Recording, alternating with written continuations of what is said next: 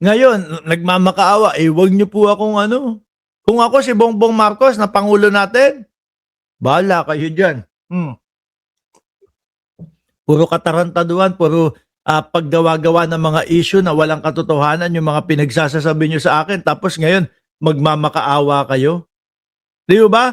Ako siguro mga kababayan para ho sa'kin bibilang na lang ho ito si Bato, ng ilang ano, ng ilang, siguro linggo, lalo na kapagka si General Torre. Subukan kaya natin 'no, na pag-anuhin, pagtambalin. 'Yan, si General Torre ang mamuno doon sa susungkit kay Bato de la Rosa, tapos ang katambal ay si ano, si Melvin Matibag ng NBI. Kasi kay General Torre talagang push-push, eh. Talagang ano, eh, walang ano 'yun, ano sabi niya, eh, kung nakikita mo attorney, ano ba pangalan ng attorney ni Kibuloy? Na may kasalanan ako, ihabla mo na lang ako pagkatapos na ito. Pero in 30 minutes, papasok ako diyon at dun na nga po nakuha si Kibuloy. Pag kay Bato de la Rosa, tingin ko ganun din ho mga kababayan. Kapagka merong warrant of arrest, ipapatupad yan ni General Torre. Doon talagang nakita natin yung tapang, eh. No? Yung tapang at yung talagang pagpupursige, na hindi niya binibitiwan itong si Kibuloy hanggat hindi nakukuha. Sabi ni Joshua Estrada, mawawala lang ang issue kay Bato, Boss Mark, kung ihalo sa graba at semento, no, sa pader. Ano kaya ang iniisip ngayon ni Bato de la Rosa? Si Torion ba? Oo. Naalala niyo 'yon? Yun pong ano, yung talagang last day o last night ni Kibuloy. Oy, ang ibig ko sabihin doon sa last night, huling gabi niya doon sa kanyang lugar, doon sa ano tawag doon?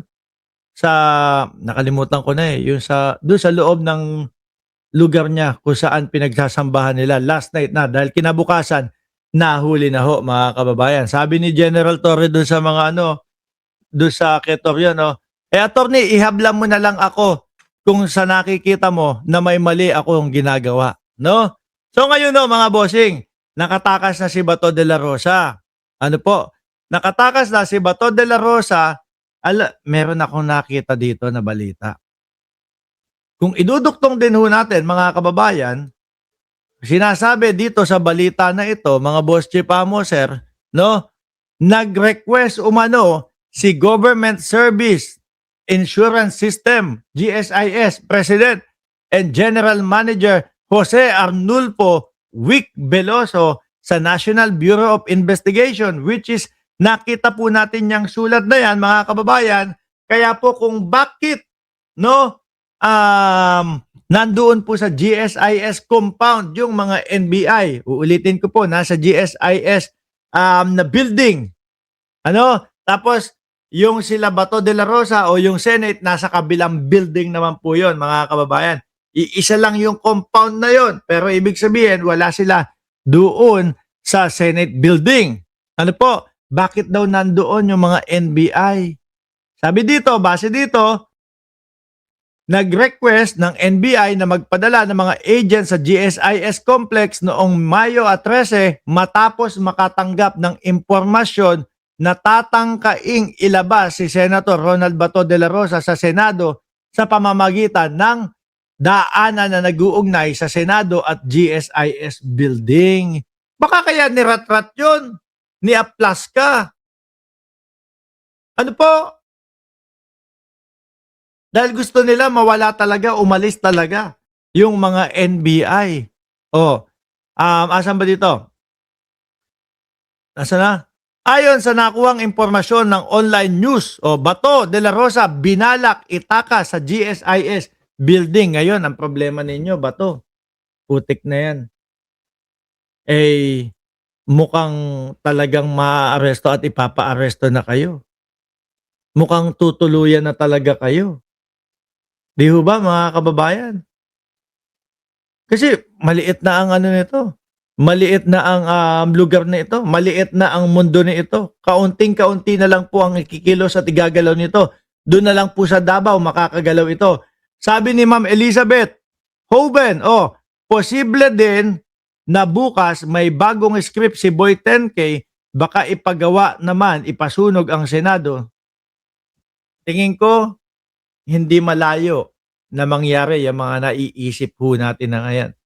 Kung yung pong mga pagpapabaril no, ng 32 na putok mga bossing. Tapos patungo doon sa NBI yung mga yung mga bala. Kung yun po kaya nilang gawin, ano pa kaya yung mga pagpapapasunog ng mga building na mga ganyan para lang maudlot yung impeachment, para lang pumabor sa kanila yung sitwasyon.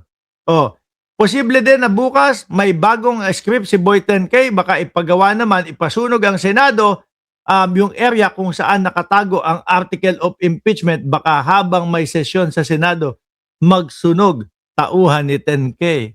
Hindi ko ho kayo masisisi kung ganyan na po yung mga iniisip ninyo eh. Ano po? Kasi eto naman, biruin nyo, tingnan nyo ho ito mga kababayan. Tingnan nyo ho ito, mga bossing chief amo, sir. Yung post ni Boy 10K, ni Alan Peter Cayetano. Habang ipinapaliwanag niya yung mga nangyari at yung mga pangyayari doon po sa lugar kung saan daw po may putukan at sila daw po ay pinuputukan, hindi ko lang alam kung sa bunganga siya pinuputukan, sa pusod, o kung saan banda ng kanyang katawan yung gusto siyang paputukan. Ano? No, ipinapaliwanag niya, pero halos tingnan niyo po mga kababayan, 17,500 nung nag-comments daw po, mga boss chief amo, sir. Almost negative, scripted, drama, no, main actor.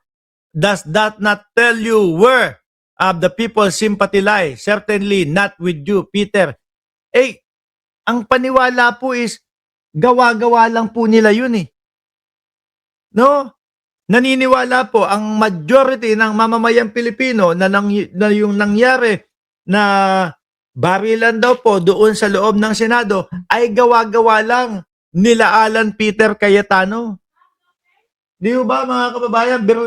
Biruin niyo po iyan. Kaya si Alan Peter Cayetano ilang beses pong nag-live. No, ilang araw na po ang nakalipas. Pero minuto nagla-live, oras-oras nagla-live. Kasi gumagawa sa isip niya ng paraan, paano ko ba mailulusot ito? Nahalata kami ng mamamayang Pilipino. Sinasabi nung wala daw CCTV.